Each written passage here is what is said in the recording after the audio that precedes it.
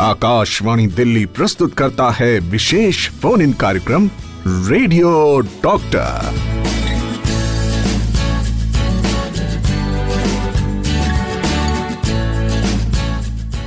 Radio doctor में आप सभी का हार्दिक स्वागत। स्वीकार करें शालिनी मित्तल का नमस्कार। श्रोताओं, आज का रेडियो डॉक्टर इसलिए खास, हर बार मैं बोलती हूँ खास और आप कहते होंगे कि हर बार ही बोला जाता है कि रेडियो डॉक्टर खास है। वो इसलिए कि खास तौर पर हम इसे तैयार करते हैं, इसमें काफी सोच विचार करते हैं कि कौन सा विषय आपको आज हम बताएं जिससे आपको स्वास्थ्य लाभ हो। गर्मियां बहुत हैं और गर्मी से हम सब परेशान हैं, लेकिन गर्मियों से हमें एक राहत देता है आयुर्वेद। जी हाँ, अगर हम आयुर्वेद की बात माने, आयुर्वेद के बताए हुए रास्ते पर चलें तो हम काफी हद तक जो गर्मियों से होने वाली प्रॉब्लम होती है उसको अपने कंट्रोल में रख सकते हैं। तो यही विषय है हमारा आज का, समर्स एंड आयुर्वेद, ग्रीष्म काल और आयुर्वेद। ग्रीष्म काल में आयुर्वेद से हम स्वास्थ्य लाभ कैसे ले सकते हैं, यही विषय है।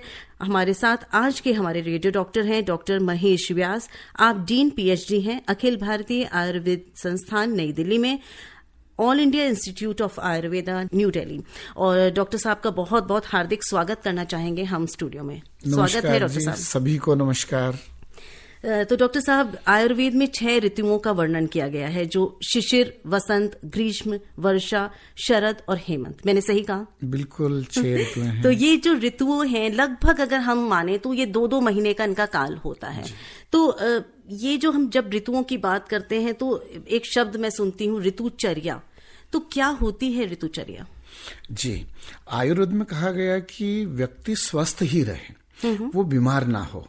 बीमार होने के बाद तो हम बहुत प्रकार की चिकित्सा करते हैं, डॉक्टर के पास जाते हैं, लेकिन अगर हम ऋतुचर्या का सही परिपालन कर लें तो हमें किसी चिकित्सक के पास जाने की आवश्यकता ही नहीं लगेगी। इसलिए आयुर्वेद ने ऋतुचर्या बताई है और इसमें ग्रीष्म, वर्षा, शरद, हेमंत, शिशिर, वसंत, ये जो 6 ऋतुएं बताई रखी है, इन हर एक ऋतुओं में अलग अलग खान पान है कि किस ऋतु में क्या हमको खाना चाहिए और क्या नहीं खाना चाहिए। जैसे 3 ऋतुओं को हम आदान काल के अंतर्गत लेते हैं, 3 को विसर्ग काल में लेते हैं। आदान काल माने जिसमें सूर्य का प्रभाव ज्यादा रहता है, यानी थोड़ा सा उष्णता रहेगी, और 3 में चंद्रमा का प्रभाव ज्यादा रहता है, जिसको अपन शीतकाल कहते हैं। तो उस काल के आधार पे माने हमारे यहाँ जो आहार विहार है उसका बहुत कुछ निर्धारण सूर्य और चंद्रमा के बल के ऊपर निर्धारित करता है। जब सूर्य का बल ज्यादा रहता है तो हम तो कहते हैं कि थोड़ी ठंडी चीजें लेना है, लिक्विड ज्यादा लेना है। जब शीतकाल रहता है तो हम प्राय कहते हैं कि आपको गर्म चीजें लेना है, जैसे ज्यादा सर्दी नहीं लगे। तो दोनों का आहार विहार अलग है। फिर उनमें 3-3 ऋतुएं और आ जाती हैं। तो इस प्रकार से जब हम ऋतु का अगर ध्यान रखें, और एक और इसमें ध्यान रखना था ऋतु संधि का, कि एक ऋतु पूरी हो रही है और दूसरी ऋतु शुरू होने वाली रहती है, तो उसमें पहली वाली ऋतु का जो भी नियम बता रखे हैं आहार विहार, उनको धीरे धीरे हम बंद करते हैं, और जो नई आने वाली ऋतु है उसके आहार विहार को धीरे धीरे शुरू करते हैं।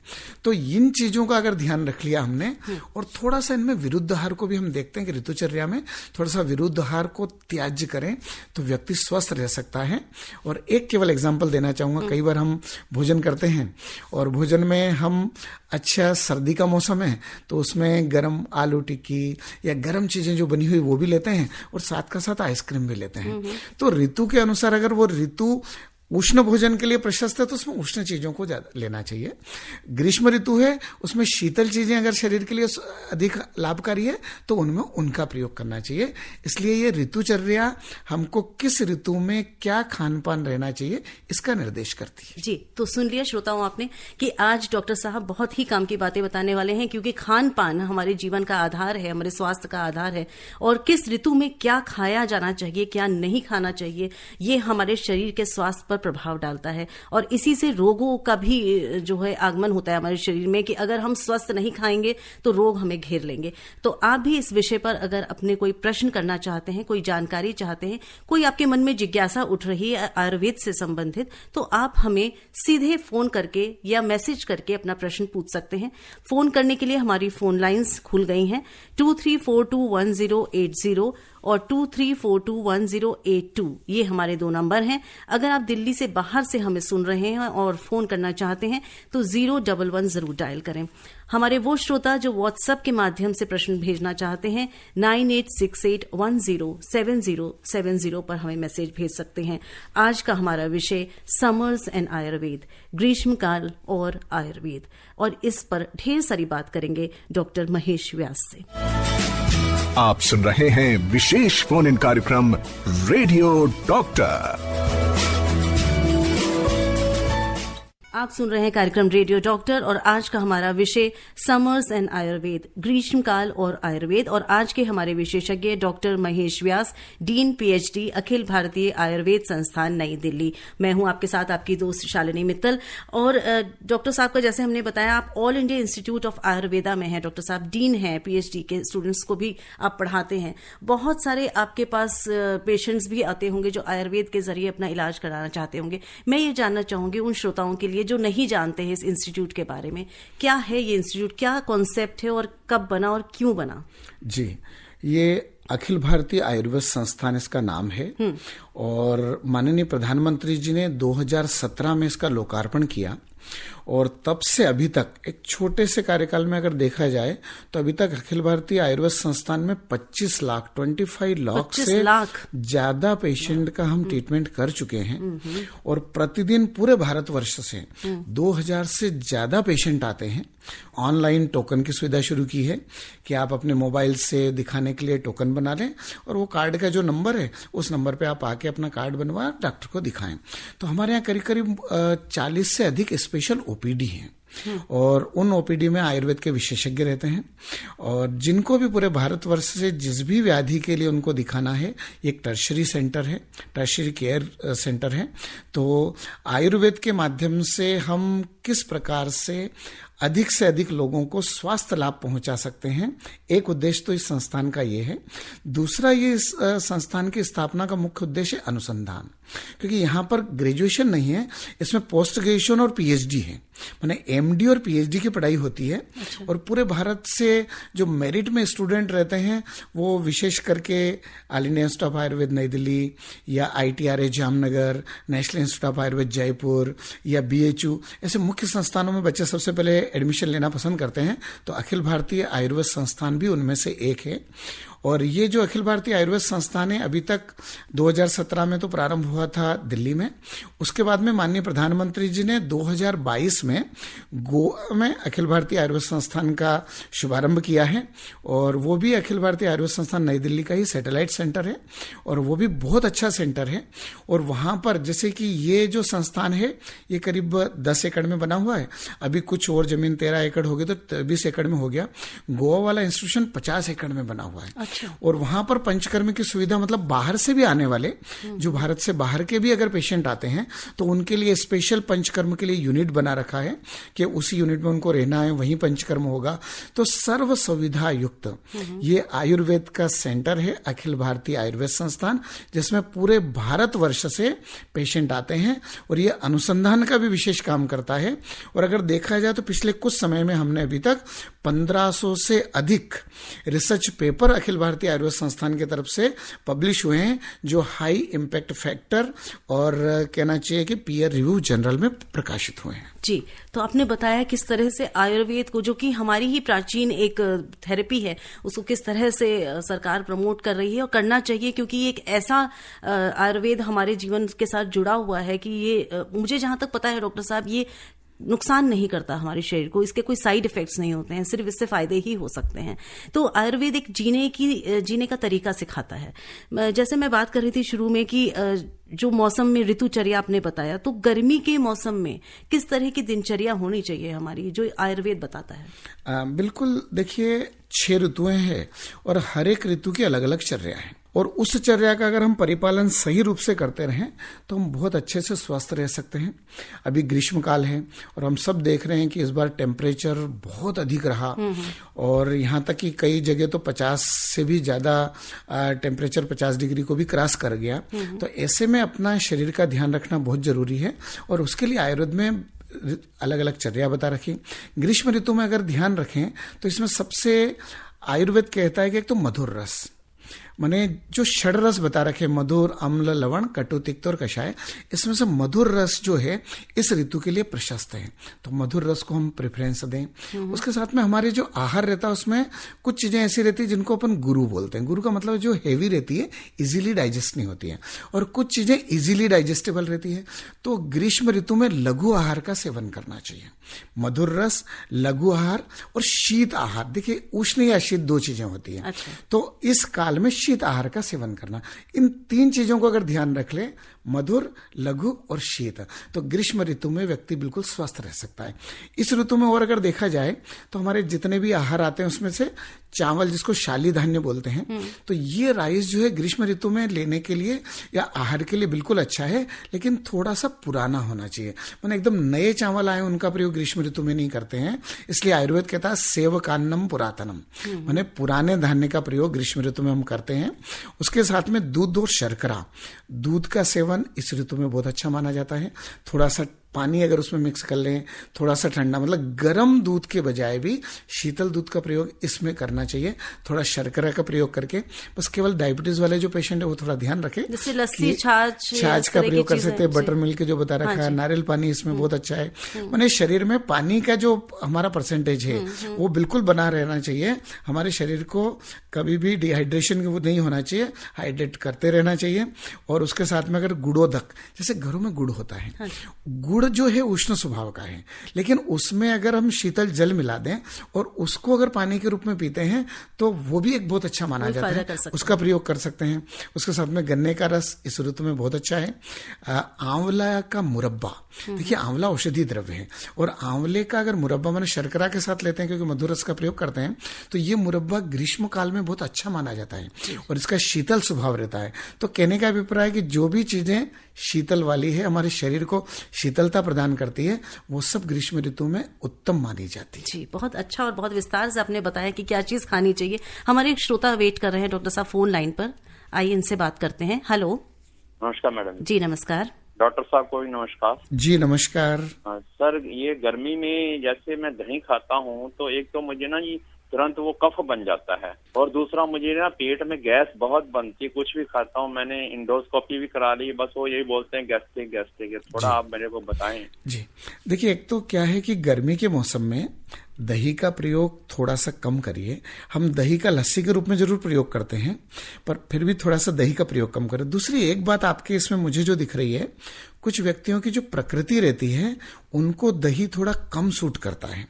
तो मेरा आपको यही है कि एक बार आप कभी भी किसी नजदीक के आयुर्वेदिक चिकित्सालय में जाएं, वहां पर अपनी प्रकृति का परीक्षण कराएं, और अपनी प्रकृति के मान से वो आपको पूरा डाइट और लाइफस्टाइल बता देंगे कि आपको ये चीजें खाना और ये नहीं खाना है।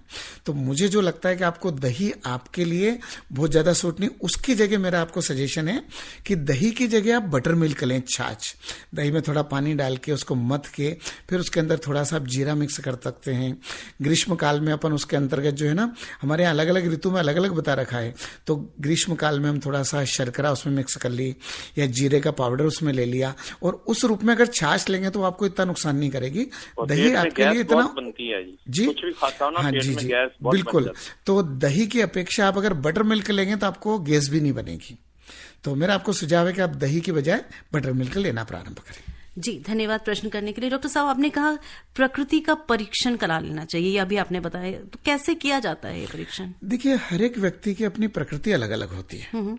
कई बार अपन कहते हैं कि ये मेडिसिन, अगर कोई व्याधि एक ही है, उस व्यक्ति ने मेडिसिन ली, उससे वो ठीक हो गया, सेम वही डिजीज किसी दूसरे व्यक्ति को है और वो मेडिसिन ले लेता है और उसको रिएक्शन हो जाता है।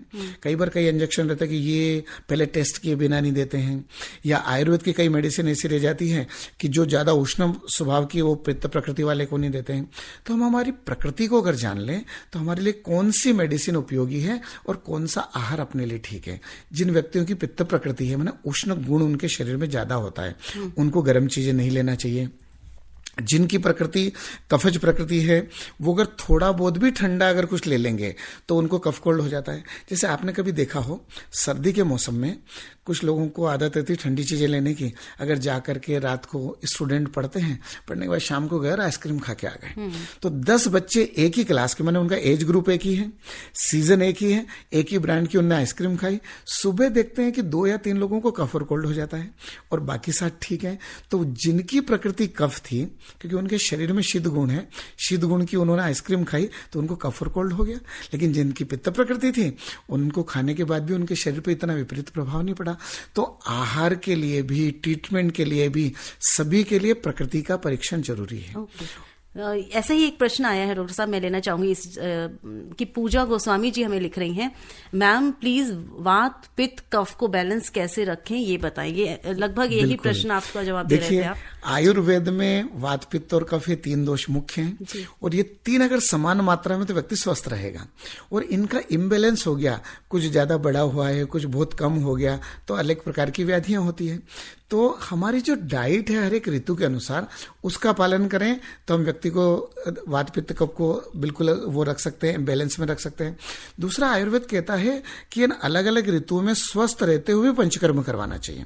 जैसे उदाहरण के रूप में शरद ऋतु जो है उसमें पित्त का निर्वहन विरेचन के द्वारा कराते हैं, वसंत ऋतु में वमन के द्वारा कफ का निर्वहन कराते हैं और वर्षा ऋतु में बस्ती के द्वारा वात का शमन कराते हैं। माने इन वात पित्त और कफ का वर्षा, शरद और वसंत ऋतु में अगर निर्वहन कर दिया, व्यक्ति पूरे वर्ष तक स्वस्थ रहेगा। तो इसलिए एक तो प्राकृत रूप से हम इनका ध्यान रखें, आहार विहार का ध्यान रखें। और कई बार क्या कुछ चीजों का हम, जैसे मीठा बहुत पसंद है तो हमने थोड़ी मिठाई ज्यादा खा ली तो कहीं ना कहीं कफ को बढ़ा देगा। जिनको नमकीन चीजें ज्यादा पसंद है वो थोड़ा सा उसका ज्यादा सेवन कर ले तो पित्त बढ़ जाएगा। किसी को ड्राई चीजें जिनमें रुक्ष गुण होता है उनका ज्यादा सेवन कर ले तो वात बढ़ जाता है। तो किसी भी चीज का अति सर्वत्र वर्जित, सभी चीजों का प्रयोग करें, मात्रा में करें और षड रस का समान मात्रा में प्रयोग करें। आयुर्वेद का कहता है नित्यम सर्व रसाभ्यास, हमको सभी रसों का, मधुर, अम्ल, लवण, कटु, तिक्त, कषाय, ये सब हमारे भोजन में होना चाहिए, न कि केवल हमको जो पसंद है उस रस का सेवन करेंगे तो वात पित्त कफ का बैलेंस बिगड़ता है। जी, तो वात पित्त और कफ ये तीनों जो हमारे शरीर के बनाते हैं, इनका बैलेंस हमें जानने के लिए पहले ये जानना पड़ेगा कि हमारी प्रकृति क्या है। डॉक्टर साहब, हमारे एक श्रोता फोन लाइन पर हैं। हेलो। हेलो जी, मैं किशन बोल रहा हूँ द्वारका सेक्टर 1 से। जी किशन जी। कुछ दिनों के बाद कभी भी गले से 4 इंच नीचे जाके कुछ अटक जाता, कुछ खाया पिया भी कुछ अटक जाता, उसके बाद कुछ भी नहीं खाया था, 2-3 दिन तक कई बार रहना पड़ता है। और बलगम और लार बहुत निकलती है, अगर कुछ पानी पीऊँ उसके बाद बलगम निकल आई या लार निकलती है, लेकिन खाया कुछ भी जाता। अभी भी वही पोजीशन है मेरे यहाँ पर शरीर में। आपकी उम्र कितनी है? नीचे तक मेरी उम्र 72 साल की है। जी जी जी। और ये प्रॉब्लम कब से शुरू हुई है बस बता देता। ये कितने टाइम से आपको प्रॉब्लम है? मुझे पीछे अभी 2 बार एंडोस्कोपी कराई थी, 3 साल हो गए। 3 साल से समस्या है। बिल्कुल। तो मेरा सबसे पहले तो आपको यही सुझाव है कि आप चिकित्सक के पास जा करके एक बार गले की जांच कराएं। ये सामान्य लक्षण नहीं है, इसलिए एक बार चिकित्सक के निर्देश के अनुसार ही आप आगे औषधि लें। बाकी कई बार क्या होता है कि कफ की जो कंडीशन रहती है तो उसके कारण भी गले में प्रॉब्लम होती है, पर इनकी जो लक्षण दिखाई दे रही है केवल सामान्य वो नहीं है। इसलिए मेरा इनसे अनुरोध है कि वो एक बार किसी भी आयुर्वेद चिकित्सालय में या पास में जो भी चिकित्सालय हो उसमें जाकर के अपने गले के अच्छे से जांच करवाएं, सही डायग्नोसिस करवाएं, उसके मान से ट्रीटमेंट लें। जी, तो आप सुन रहे हैं कार्यक्रम रेडियो डॉक्टर। आप भी अपनी समस्या डॉक्टर साहब से उसका समाधान चाहते हैं, कुछ पूछना चाहते हैं, तो आप हमें फोन करिए 23421080, 23421082 पर। व्हाट्सएप से समस्या लिखकर पूछना चाहते हैं तो 9868107070 पर आप मैसेज कर सकते हैं। आप सुन रहे हैं कार्यक्रम रेडियो डॉक्टर। आज के हमारे रेडियो डॉक्टर हमारे साथ स्टूडियो में डॉक्टर महेश व्यास, डीन PhD, अखिल भारतीय आयुर्वेद संस्थान नई दिल्ली। मैं हूं आपके साथ शालिनी मित्तल। एक छोटा सा ब्रेक और फिर आते हैं इसी कार्यक्रम में। आप सुन रहे हैं विशेष फोन इन कार्यक्रम रेडियो डॉक्टर। आप सुन रहे हैं कार्यक्रम रेडियो डॉक्टर। आपके साथ हूं मैं, आपकी दोस्त शालिनी मित्तल। और आज के हमारे रेडियो डॉक्टर हमारे साथ डॉक्टर महेश व्यास, डीन पीएचडी, अखिल भारतीय आयुर्वेद संस्थान नई दिल्ली। डॉक्टर साहब, कुछ बातें हो चुकी हैं, कुछ बाकी हैं और समय भी आधा भी निकल चुका है, आधा बाकी है। तो अपने श्रोताओं को दोबारा से मैं ये बताना चाहूंगी, अनुरोध करना चाहूंगी कि अगर आपके मन में आयुर्वेद और समर्स यानी ग्रीष्मकाल से संबंधित कोई भी प्रश्न आ रहा है तो कृपया यही समय है, आप अपने प्रश्न हमें भेज सकते हैं व्हाट्सएप के माध्यम से 9868107070 पर लिखकर। और अगर फोन के थ्रू आप डॉक्टर से सीधे बात करना चाहते हैं तो हमारी फोन लाइंस को कनेक्ट करिए 01123421080 23421082 पर।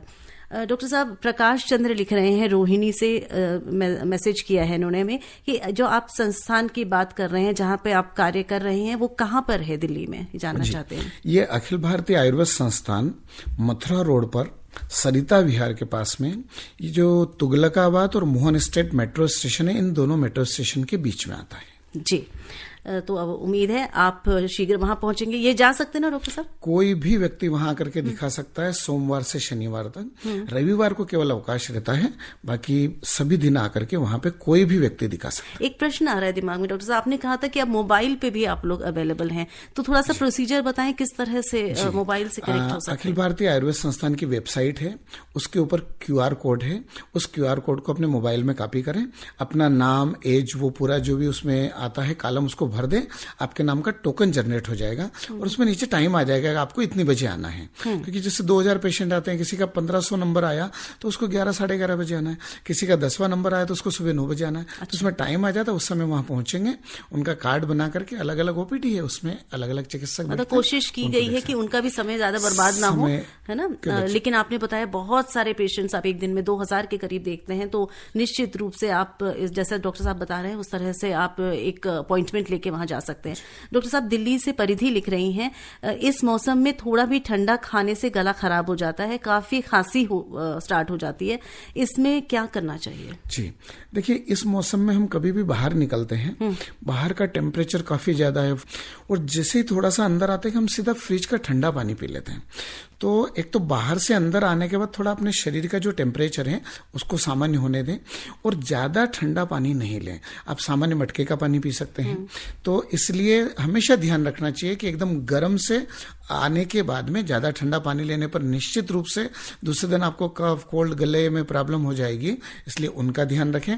और जिनकी प्रकृति कफ है उनको ये चीज थोड़ी और ज्यादा जल्दी वो होती है, इसलिए हमेशा ध्यान रखें कि ज्यादा ठंडे पानी का प्रयोग नहीं करना।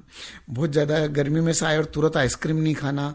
कई लोगों को लस्सी बहुत पसंद रहती है, आते नहीं सीधा ठंडी लस्सी ले लेते हैं। तो इन ज्यादा ठंडी चीजें, फ्रिज में रखी हुई चीजों को थोड़ा अवॉइड करना चाहिए। थोड़ा सा शीतल जल, मटके आदि का, उनको लेने से कोई दिक्कत नहीं होगी। जी, जैसा आपने कहा कि टेम्परेचर डिफरेंस बहुत ज्यादा होता है अंदर और बाहर में, तो ये नुकसानदायक हो सकता है। लेकिन क्या कुछ ऐसी बीमारियां भी होती हैं जो कि गर्मी में ज्यादा बढ़ जाती है, उनके कारण भी कफ कोल्ड होता है, जैसे एलर्जी है या अस्थमा है? देखिए, एक तो सनस्ट्रोक, इसमें गर्मी के मौसम में लू लगना जो है ये बहुत ज्यादा होता है कि ज्यादा गर्म है, थोड़ी सी हवा चल रही है, उसमें व्यक्ति अगर थोड़ी देर ज्यादा रहा, एक्सपोजर ज्यादा रहा, तो उसको उसके बाद में फीवर है, कफ कोल्ड भी हो जाता है, तेज, कई बार डायरिया है, डिसेंट्री, बहुत सारी चीजें होती है और एब्डोमेन इसमें डिस्टर्ब काफी बार होता है। तो इन चीजों का ध्यान रखना चाहिए, क्योंकि बाहर से अपन कुछ खा लेते हैं, पानी अगर थोड़ा सा कंटामिनेटेड, थोड़ा सा शुद्ध पानी नहीं रहा तो उसके कारण इन्फेक्शन हो जाता है। तो गर्मी में चूंकि प्यास ज्यादा लगती है तो हमेशा ध्यान रखें कि पानी बिल्कुल साफ है, अच्छा है। खाने पीने में भी जो कहना चाहिए कि अगर जैसे आउटसाइड अपन कुछ भी चीज लेते हैं, वो अगर वहां पर कुछ भी अगर मक्खियां आती है तो उन चीजों को थोड़ा सा बचना चाहिए।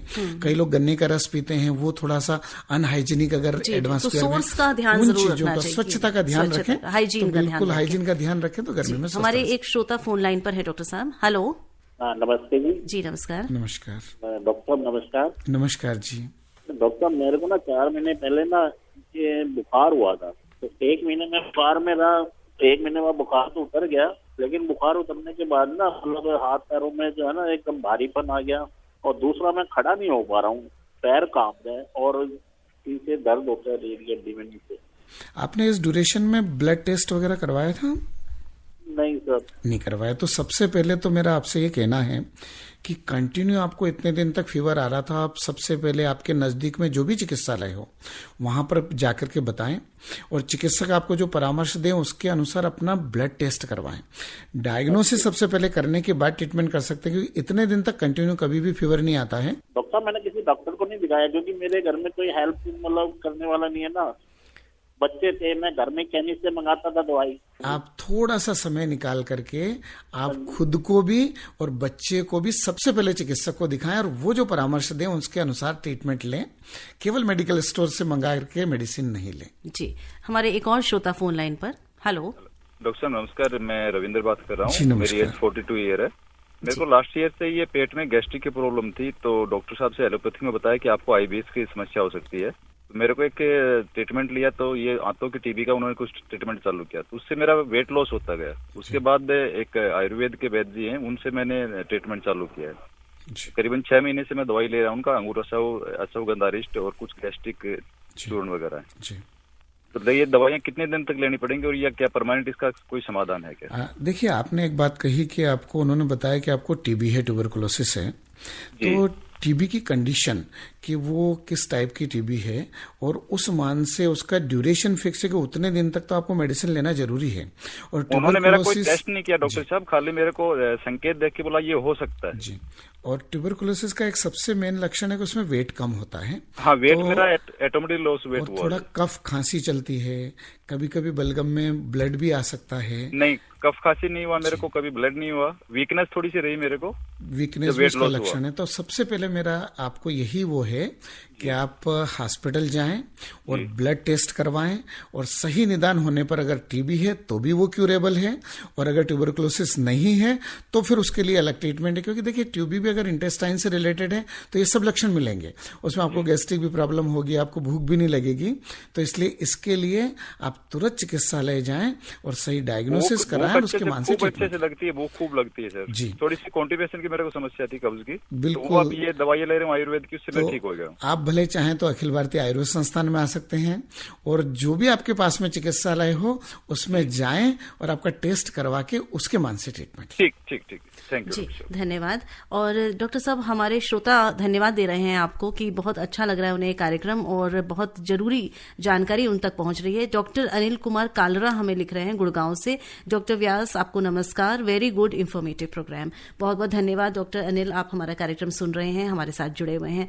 हमें लिखकर भेजा है अनमोल गुप्ता ने सरिता बिहार से। डॉक्टर साहब, पाइल्स का इलाज है क्या आयुर्वेद में? मैं 5 साल से पाइल्स से जूझ रहा हूं, तो कृपया बताएं। देखिए, हर पैथी में इसका इलाज है, आयुर्वेद में इसका विशेष इलाज है। और आयुर्वेद में जो एक थेरेपी होती है जिसको क्षारसूत्र पद्धति बोलते हैं, और उसके द्वारा चिकित्सा करने पर जो है वो कह सकते हैं कि ये समस्याएं पूर्णतया ठीक हो जाती है। तो मेरा उनसे यही कहना है कि आप निश्चित रूप से आयुर्वेद चिकित्सालय जाएं और इसके जो विशेषज्ञ हैं उनको दिखाएं और अपना ट्रीटमेंट कराएं, आप निश्चित रूप से पूर्ण स्वस्थ हो जाएंगे। जी, तो पाइल्स का तो आपने बताया डॉक्टर साहब, और भी बहुत सारी बीमारियां आपने बताई कि जो आयुर्वेद के माध्यम से ठीक की जा सकती। एक आप जिक्र कर रहे थे गर्मियों में खासतौर पर जो डिसेंट्री या पेट खराब या पेचिश या डिहाइड्रेशन, हीट स्ट्रोक, तो इसमें आयुर्वेद कितना कामगार होता है? बिल्कुल, गर्मी के मौसम में जो है ना, एक तो अगर बाहर से कुछ भी खाया तो उसके कारण कई बार डायरिया, डिसेंट्री हो जाता है। मैदे की चीजें, ज्यादा तली हुई चीजें, स्पाइसी चीजें, इसको इस ग्रीष्म ऋतु में थोड़ा सा वर्जित बताया गया, इनका प्रयोग बहुत कम करना चाहिए। तो इसके कारण भी कई बार जो है वोमिटिंग और लूज मोशन की शिकायत होती है। और लूज मोशन अगर एक आध बार भी हो तो उसके बाद क्या होता है कि वीकनेस आ जाती है, क्योंकि शरीर में पानी की कमी होने पर। तो शरीर में पानी का बैलेंस बनाए रखें, 3 से 4 लीटर पानी जरूर लें, मतलब जितनी प्यास लग रही तब पानी लें।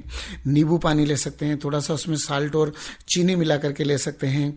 नारियल पानी का प्रयोग कर सकते हैं। अभी जो मौसम है, इस मौसम में आम के फल, लीची हैं, जो रसदार फल हैं, उन फलों को या उनके रस को हम ले सकते हैं। फलों का रस ले सकते हैं, गन्ने का रस पी सकते हैं। तो इस प्रकार से फलों का, ऋतु फल का सेवन करें। खाने का जहां तक हो सके घर का खाना खाएं, शुद्ध खाना खाएं, जहां पर हाइजीनिक एटमॉस्फेयर हो, वो चीज जगह का कुछ भी लेकर के अगर खाना खाएंगे तो निश्चित रूप से गर्मी के मौसम में भी हम स्वस्थ रह सकते हैं। बहुत सारे मैसेज हमारे पास आ चुके हैं। हम श्रोताओं से पुनः एक बार कहेंगे कि अगर आपके मन में कोई समस्या है, हमें जल्दी जल्दी भेज दें। इस गीत के बाद हम जरूर उसको भी शामिल करेंगे आपके मैसेजेस को। पर एक श्रोता फोन लाइन पर है, हम पहले एक ब्रेक लेने से पहले इनको ले लेते हैं। हेलो। हेलो, नमस्कार। जी जी नमस्कार। हाँ जी, मेरा नाम संजीव कुमार है, मैं हरियाणा से बोल रहा हूँ, गाँव कुकनी डिस्ट्रिक्ट करना जी। तो ऑब्सेसिव कंपल्सिव डिसऑर्डर का पेशेंट हूँ और पिछले 22 सालों से दवाई खाता हूँ। और मतलब जैसे कि धूप में निकलते हैं ना, तो एकदम सिर में बहुत तेज झटका लगता है, झटके लगते हैं, और जैसे बाल खड़े होना ऐसा महसूस होता है, या सर्दी लग गई एकदम। धूप के अंदर की बात है कंडीशन। देखिए, आपने बताया आपको गर्मी सूट नहीं होती है। जब भी आप तेज गर्मी में धूप में निकलते हैं तो आपको थोड़ी डिफिकल्टी होती है। तो मेरा आपको यही कहना है कि एक तो धूप में बाहर नहीं निकलें, ज़्यादा आवश्यक तो सुबह के समय पे, जब ज़्यादा तेज धूप नहीं रहती तब भले आप अपना काम जो भी हो वो कर लें, और तेज धूप में से जाने से बचें, और अच्छे चिकित्सक को बता करके उनके निर्देशानुसार आप पूरा प्रॉपर ट्रीटमेंट लें, आप बिल्कुल ठीक होंगे। जी। आप सुन रहे हैं विशेष फोन इन कार्यक्रम रेडियो डॉक्टर। डॉक्टर साहब ने बड़े ही विनम्र और बड़े अच्छे तरीके से महत्वपूर्ण जानकारियां दी हमें, तो आज कोई सवाल पूछने की जरूरत ही नहीं पड़ी, हर सवाल का जवाब मिल गया। आयुर्वेद पद्धति एक सस्ता, सुलभ, आसान ट्रीटमेंट है। अगर हम सही तरीके से इस्तेमाल करें तो बहुत बहुत धन्यवाद डॉक्टर साहब शालिनी मित्तल जी को। ये मैं नहीं बोल रही हूँ, ये हमारे श्रोता में लिखकर भेज रहे हैं। उन्हें आज का कार्यक्रम बहुत पसंद आ रहा है डॉक्टर साहब, और उन्होंने धन्यवाद किया है कि आप इतने अच्छे तरीके से उनको सारी जानकारी दे रहे हैं कि आपकी जानकारी में ही उनके प्रश्नों के जवाब उनको मिलते जा रहे हैं। लेकिन एक इन्होंने जरूर प्रश्न किया है कि आयुर्वेद में डॉक्टर अक्सर कहते हैं कि गर्म पानी पिए, ये सलाह दी जाती है, तो क्या ये वाकई हमारे लिए फायदेमंद है, खासकर ऐसी गर्मी में? लिखने वाले हैं मनोहर लाल गांधी, चाणक्य चौक, गाजियाबाद से। बिल्कुल, गर्म पानी शरीर के लिए बहुत अच्छा है, लेकिन मुख्यतः सर्दी के मौसम में लेना चाहिए। गर्मी के मौसम में अगर गर्म पानी लेना है तो उसको गर्म करके पानी जब नॉर्मल टेम्परेचर में आ जाए तब उसका प्रयोग करना चाहिए, क्योंकि वो सुपाच्य हो जाता है। और जिनका डाइजेशन अच्छा नहीं है, जिनको कहना चाहिए कि खाना नहीं पचता, वो भी इस गर्म पानी को लेने से पाचन ठीक होता है। इसलिए गर्म पानी बिल्कुल ठीक है, लेकिन उष्ण काल में उसका टेम्परेचर कम हो जाए तब लेना चाहिए। जी। यशपाल हमें लिख रहे हैं द्वारका, दिल्ली से। नमस्कार डॉक्टर साहब, very good and useful topic today. My question is, my प्रकृति इज अ मिक्स ऑफ वात एंड पित्त, Vath being dominating. What precautions I have to take in diet for summer and rainy season? तो rainy season का भी इन्होंने जिक्र किया है। देखिए, प्रायः सबकी जो प्रकृति रहती है वो मिक्स ही रहती है, और इनने बताया कि इसमें डोमिनेंट वात है, हाँ, और साथ में पित्त भी है। तो इनको खास तौर से ध्यान रखना चाहिए कि वात प्रकृति में स्निग्ध चीजों का प्रयोग करते हैं। माने जो घृत है, घी का प्रयोग है, वो वात प्रकृति के लिए बहुत अच्छा है। और जो पित्त प्रकृति है उसके लिए मधुर रस बहुत अच्छा है। तो मधुर है, शीत है और स्निग्ध है, इन पदार्थों का सेवन, चूंकि वात की डोमिनेंसी है इसलिए वात के लिए जो बता रखा है मधुर, अम्ल, लवण, ये 3 रस उसके लिए अच्छे हैं। कटुतिक्त कषाय वात को बढ़ाते हैं, तो इनको कटुतिक्त कषाय रस का सेवन कम करना चाहिए। और एक और CCRS ने, मिनिस्ट्री ऑफ आयुष ने प्रकृति का एक परीक्षण बनाया है, तो ऑनलाइन उसको परीक्षण करें, उसके बाद में उनका पूरा डाइट चार्ट आ जाएगा उनके मान से कि आपके लिए ये खाना और ये खाना अच्छा है, ये खाना अच्छा नहीं है। अरे वाह, ये तो कहाँ आप मिलेगा डॉक्टर साहब? ये ऑनलाइन है, मिनिस्ट्री ऑफ आयुष का CCRS जो है, उन्होंने सॉफ्टवेयर बनाया, अपना नाम लिखिए और अपना पूरा जो क्वेश्चन आता है उस क्वेश्चन को भर दीजिए, आपका डाइट और वो आ जाएगा। और प्रायः सभी आयुर्वेद के संस्थानों में प्रकृति परीक्षण की सुविधा उपलब्ध है, और उसके बाद में वो जो आपको देते हैं कागज, उसमें आपको क्या खाना और क्या नहीं खाना आपकी प्रकृति के मान से इसका सजेशन देते हैं, तो वो किया जा सकता है। तो ये बहुत अच्छी बात आपने बताई। हमारे एक श्रोता फोन लाइन पर वेट कर रहे हैं डॉक्टर साहब। हेलो। हेलो जी। हाँ, नमस्ते। जी नमस्ते, अपना नाम बताएं, अपना प्रश्न करें डॉक्टर साहब से। मेरा नाम हेमराज है। डॉक्टर साहब नमस्कार। नमस्कार जी। डॉक्टर साहब, मेरे थोड़ा सा लेफ्ट साइड में ना और हाथ पैर भारीपन रहता है। मैंने मेडिकल दिखाया था हॉस्पिटल में, तो वो डॉक्टर साहब बता रहे हैं कि गर्दन की हड्डी में नस दबी हुई है, सर्वाइकल कोई प्रॉब्लम है जी। तो वो सर वो ऑपरेशन के लिए मतलब सजेशन कर रहे थे, पर ऑपरेशन से मैं थोड़ा डर रहा था, तो मैं सोच रहा हूँ आयुर्वेद में इलाज हो सकता है, बड़ी मेहरबानी होगी। नहीं, बिल्कुल इस कंडीशन में आयुर्वेद में भी इलाज संभव है। तो आप आयुर्वेद चिकित्सालय में जाएं, उसके स्पेशलिस्ट को दिखाएं, और उसके लिए वो जो भी थेरेपी बताएं उस थेरेपी को आप बिल्कुल करें, तो आपको निश्चित लाभ होगा। थैंक यू डॉक्टर साहब, बहुत बहुत मेहरबानी। जी, बड़ी आपको भी धन्यवाद। आप जा सकते हैं, डॉक्टर साहब ने बताया, वहां पर आपको देखकर चिकित्सक बताएंगे आपको किस थेरेपी की जरूरत है। ललित भाटिया लिख रहे हैं अहमदाबाद से, मैं 65 साल का हूं। इन्होंने धन्यवाद दिया है डॉक्टर साहब आपको कि आप बहुत अच्छे से जवाब दे रहे हैं और बहुत सारी इनकी समस्याएं जो थी वो दूर हो चुकी हैं। हमें ये श्रोता लिखकर भेज रहे हैं, इनका नाम मुझे अभी तो नहीं दिख रहा है, लिखने वाले श्याम हैं, कहाँ से है नहीं पता। My mother is suffering from constipation. इन्होंने काफी लंबा लिखा है, मैं शॉर्ट में बताती हूँ आपको कि वो थायराइड भी है उनको 20 साल से और बीपी भी है 7 साल से और एलोपैथी की बहुत मेडिसिन ले चुकी हैं, पर थायराइड बीपी तो कंट्रोल में आ गया है, पर जो ये पेट की समस्या है, कॉन्स्टिपेशन की समस्या है, वो उनके कंट्रोल में नहीं आ रही है। तो क्या आयुर्वेद इसमें कुछ मदद कर सकेगा? बिल्कुल। देखिए, आयुर्वेद में कहा भूयिष्टम वर्धते वायु वृद्धे, माने बचपन में कफ बढ़ा रहता है, युवावस्था में पित्त की डोमिनेंसी रहती है और वृद्धावस्था में वात दोष की डोमिनेंसी रहती है। और ये कॉन्स्टिपेशन जो है वात दोष के कारण प्रायः रहता है। तो हमारे खान पान में थोड़ा सा ध्यान रखें, थोड़ा बहुत कभी कभी घी का प्रयोग करें, शुद्ध गाय का घी है, उसके साथ में दूध आदि का प्रयोग करते रहें।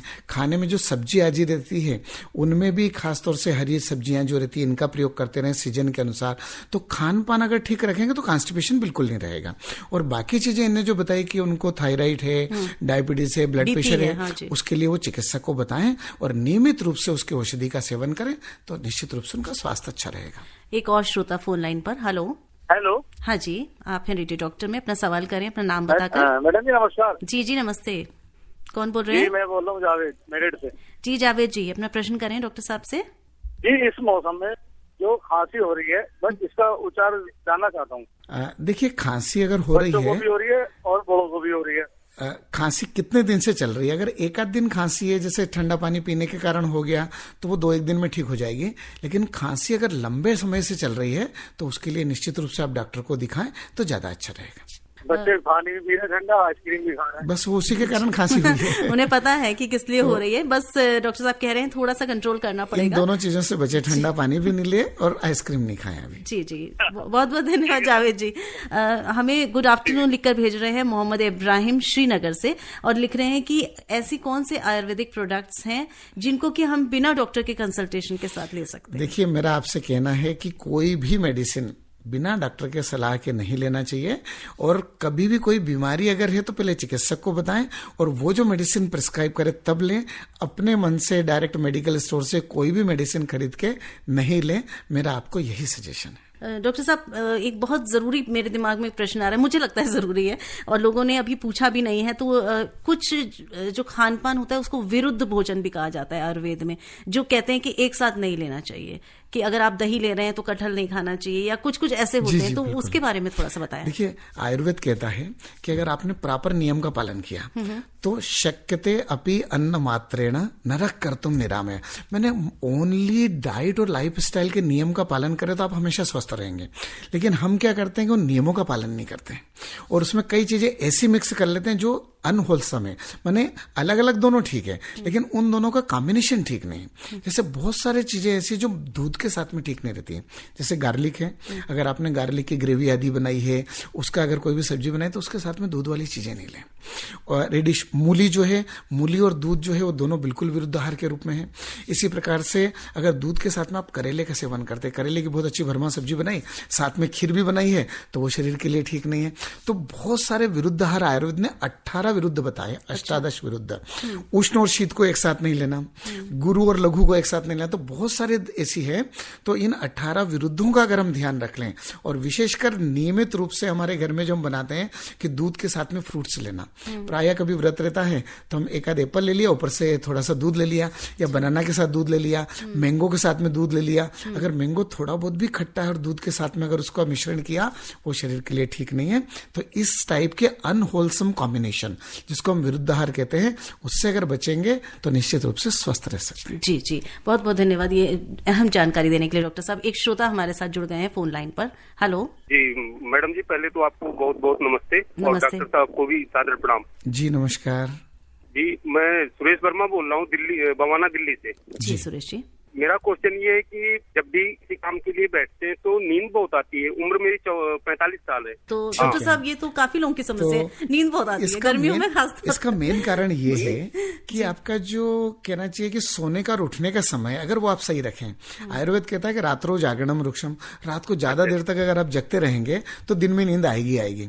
और सुबह अगर ज्यादा देर तक सोए रहेंगे तो वो भी ठीक नहीं है। रात को 10 साढ़े 10 बजे सो जाइए, सुबह 4-5 बजे उठिए, थोड़ा हल्का सा एक्सरसाइज करिए, योग है, प्राणायाम है, ये रोज करते रहे तो आप निश्चित रूप से बिल्कुल एक्टिव रहेंगे और आपको नींद नहीं आएगी। और थोड़ी सी गर्मी के मौसम में भी जो कफ वाली चीजें रहती है ना, जैसे श्रीखंड है, दही से बनी हुई चीजें हैं, दूध से बनी हुई मिठाइयां हैं, ये थोड़ी सी भी खा लेंगे तो भी नींद आती है। तो जिस समय आप काम करें तब इन चीजों का थोड़ा सा ध्यान रखें तो निश्चित रूप से आप बहुत अच्छे से काम कर सकते हैं।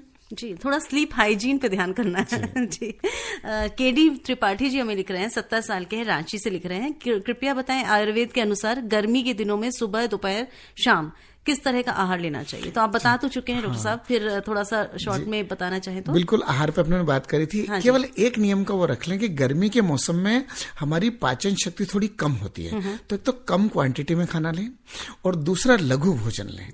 ज्यादा गुरु भोजन मतलब ज्यादा डीप फ्राई किया हुआ या मैदे से बनी हुई चीजें, ऐसी चीजों को अवॉइड करें। लघु भोजन ले, जैसे मूंग की दाल है, चपाती है, ऐसी सिंपल चीजें ले, सत्तू वगैरह है, इनका प्रयोग कर सकते हैं कि नाश्ते में सत्तू का प्रयोग किया, फिर लंच और डिनर में आपने हल्का लघु भोजन कर लिया तो वो स्वास्थ्यवर्धक है। काजल हमें लिख रही है डॉक्टर साहब, 28 साल की हैं, जो आपने कफ प्रकृति की बात की, तो इसके लक्षण क्या होते हैं जानना चाहते हैं। कफ प्रकृति वाले को अगर हम कहें तो वो थोड़े से कम बोलने वाले रहते हैं। अच्छा। जैसे उनसे अपन 4-5 क्वेश्चन करेंगे तो एक का आंसर देंगे। अच्छा। वही अगर वातिक प्रकृति वाले से एक क्वेश्चन करो आप 5 आंसर देंगे। तो ये हम है क्या? और कफ प्रकृति वाले को एक विशेषता ये रहती है कि उनको कभी भी कुछ भी कह दो उनको गुस्सा नहीं आएगा। और वातिक प्रकृति वाले ने अगर सुन लिया कि उनके बारे में कोई जरा सी बात भी कर रहा है तो आकर के उसके ऊपर गुस्सा कर लेगा। अच्छा। उसी प्रकार से कफ प्रकृति वाले की डाइट अच्छी रहती है। कफ प्रकृति वाले की जो कहना चाहिए कि बल, उसकी जो स्ट्रेंथ है वो बहुत अच्छी रहती है। वातिक और पैतिक प्रकृति वाले की अपेक्षा जैसे वातिक वाले में थोड़ा बल कम रहेगा। तो ऐसी बहुत सारी चीजें, उनको गर्मी का सीजन जो है वातिक वालों को थोड़ा सा फिर भी ठीक नहीं लगेगा, लेकिन कफ वाले को गर्मी का सीजन पसंद करेगा। कफ प्रकृति वाला जहाँ पे बर्फ आदि वहां घूमने जाना पसंद नहीं करेगा, वो बोलेगा मेरे को वहां पे ले जाइए जहाँ पे टेम्परेचर थोड़ा ठीक रहता है। पैतिक वाला कहेगा इनमें लेह लद्दाख या इधर कहना चाहिए कि कुल्लू मनाली तरफ जाऊंगा। तो ये प्रकृति के मान से है। अगर आपको ऑप्शन दिया जाए कि आप कॉफी पियेंगे या आइसक्रीम खाएंगे तो कफ प्रकृति वाला कॉफी या टी पसंद करेगा बजाय आइसक्रीम के, कि उसकी प्रकृति कफज है तो वो उष्ण चीजों को लाइक करता है। तो इस प्रकार से बहुत सारे सामान्य क्वेश्चन है जैसे हम अपनी खुद की प्रकृति को जान सकते हैं। डॉक्टर साहब, मुझे तो ऐसा लगता है कि हम लोग की कई बात में लड़ाई इसलिए हो जाती है कि मुझे ये करना है, हस्बैंड कहते हैं मुझे ये करना है, बच्चे कहते हैं ये करना है। एक लक्षण प्रकृति एक लक्षण आयुर्वेद में बता रखा कि वातिक प्रकृति वाला व्यक्ति ज्यादा बोलता है, कफ वाला बिल्कुल कम बोलता है। अगर कॉम्बिनेशन ये रहे कि एक वातिक का एक कफज का, उनके यहाँ कभी झगड़ा नहीं होगा। लेकिन परिवार में दोनों अगर पैतिक प्रकृति वाले हैं, दोनों अगर वातिक प्रकृति वाले हैं तो उनमें झगड़ा होगा, मतलब वो दोनों बोलेंगे पास वाले सुनेंगे। तो प्रकृति जो है वो हर एक में, ऑक्यूपेशन में, परिवार में, हर चीजों में अपना बिजनेस पार्टनर सिलेक्ट करना, प्रकृति का बड़ा महत्व है उसके ऊपर कि आप अपनी प्रकृति देखें। जैसे किसी व्यक्ति को अपने को लेह लद्दाख में अपॉइंट करना, पित्त प्रकृति वाला व्यक्ति वहां बहुत अच्छा काम कर सकता है। लेकिन कफ वाले को अगर वहां भेज दिया तो 2 दिन में उसकी तबीयत खराब हो जाएगी, उसको कफ कोल्ड हो जाएगा और उसको वापस बुलाना पड़ेगा। बहुत जरूरी चीज है कि हर चीज में प्रकृति का बहुत महत्व है। जी, और आपने बहुत आसान तरीका बता दिया डॉक्टर साहब कि हमें प्रकृति जानने के लिए हम अगर उसमें एक फॉर्म जो आपने बताया जो साइट पे है मिनिस्ट्री पे, उसको आज सब लोग भर लें और अपनी प्रकृति को जान लें और फालतू में ना लड़े एक दूसरे से। डॉक्टर साहब प्रणाम भेज रहे हैं, ये इनका नाम मुझे समझ नहीं आ रहा है। इन्होंने लिखा है कि आपके जो आयुर्वेदिक जो हॉस्पिटल है इसमें कितना खर्चा आता है, बताएं। जी देखिए, वो अखिल भारतीय आयुर्वेद संस्थान भारत सरकार का आयुष मंत्रालय का है, जहां पर फ्री ऑफ चार्ज में ट्रीटमेंट किया जाता है। केवल ओपीडी का कार्ड बनाने के लिए 10 रुपए का एक कार्ड बनता है, बाकी मेडिसिन कंसल्टिंग सब कुछ फ्री है। हाँ, आईपीडी में अगर एडमिट करने की जरूरत लगती है तो उसका कुछ चार्ज जरूर गवर्नमेंट के अनुसार जो फिक्स किया गया वो है, बाकी बिल्कुल ट्रीटमेंट जो है वो फ्री ऑफ चार्ज होता है भारत सरकार की तरफ तरफ से, आयुष मंत्रालय की तरफ से। जी, समय बहुत कम बचा है, लेकिन हमारे जो श्रोता मैसेज हमें भेज चुके हैं उनका मैं मैसेज शामिल करना चाहूंगी। आलोका लिख रही है नोएडा से, my daughter is 22 years old, she is suffering from thyroid. क्या आयुर्वेद में थायराइड का इलाज है? बिल्कुल, थायराइड का इलाज है। हमारे यहाँ स्पेशल थायराइड की ओपीडी है, तो वहां आकर के वो बिल्कुल दिखा सकते हैं। जी, उत्तम नगर से हमारे श्रोता लिख रहे हैं दीपांशु कि डॉक्टर साहब मेरा वजन नहीं बढ़ता है, मैं कुछ भी कर लूं, ऐसा क्यों है? क्या आयुर्वेद मुझे मदद कर सकता है? 19 साल इनकी उम्र है। देखिए, कई बार क्या होता है कि कुछ ना कुछ डाइजेशन की प्रॉब्लम रहती है, तो एक बार आकर के दिखाएं, और दिखाने के बाद में फिर हम जो डाइट उनको प्रिस्क्राइब करें, जो लाइफ स्टाइल बताएं, जो मेडिसिन की आवश्यकता होगी वो लें, तो बिल्कुल स्वस्थ हो सकते हैं। तो मेरा उनको यही कहना है कि वो बिल्कुल चिंता नहीं करें, और थोड़ा बहुत भी, कई बार कुछ व्यक्ति स्ट्रेस ले लेते, चिंता ले लेते, तो भी वेट कम हो जाता है। तो इसलिए आप हमारे यहाँ आए, हम आपकी चिंता भी दूर करेंगे और आपकी व्याधि को भी दूर करेंगे। जी, दीपांशु तो आपके पास डॉक्टर साहब वेट बढ़ाने के लिए आएंगे, लेकिन हम लोग में से बहुत सारे वेट कम करने के लिए आएंगे। वेट कम करने के लिए भी औषधि है और वेट बढ़ाने के लिए भी, दोनों का ही कम करने के लिए भी है ना, दोनों के। तो हमारे साथ बहुत सारे लोग हाथ उठा रहे होंगे घर पे बैठ के, जो पंचकर्म पद्धति है, उससे वेट कम करने में बहुत अच्छा फायदा। जी, समय आगे बढ़ चुका है और हमारे पास इतना समय नहीं है कि हम आपसे और बात कर सके। बहुत अच्छा लगा आपसे बात करके डॉक्टर साहब, बहुत सारी जानकारी मिली, और अभी भी दिल मांगे मोर, हम चाहते हैं कि आप यहाँ 1 घंटा और रहें, लेकिन समय हमें अलाउ नहीं करेगा, तो कार्यक्रम को समेटना पड़ेगा। उन सभी श्रोताओं को नमस्कार करना चाहेंगे, धन्यवाद देना चाहेंगे जो आज हमारे साथ जुड़े, और खासतौर पर डॉक्टर साहब को, डॉक्टर महेश व्यास, डीन PhD हमारे साथ रहे इस कार्यक्रम में। अखिल भारतीय आयुर्वेद संस्थान में आप हैं नई दिल्ली में, और आज हमने बात की ग्रीष्मकाल और आयुर्वेद पर। डॉक्टर साहब ने ढेर सारी जानकारी दी। अब उन जानकारियों को हमें समेट कर अपने दिमाग में रखना है और याद रखना है हमेशा, क्योंकि ये भूलेंगे तो हमारा स्वास्थ्य खराब हो सकता है। बहुत बहुत धन्यवाद डॉक्टर साहब, जन जन तक पहुंचे उसके लिए आपका बहुत बहुत धन्यवाद। बहुत बहुत धन्यवाद। नमस्कार, स्वीकार करें शालिनी मित्तल का नमस्कार। अभी आप आकाशवाणी दिल्ली से विशेष फोन इन कार्यक्रम रेडियो डॉक्टर सुन रहे थे। कार्यक्रम की प्रस्तुतकर्ता थी शालिनी मित्तल।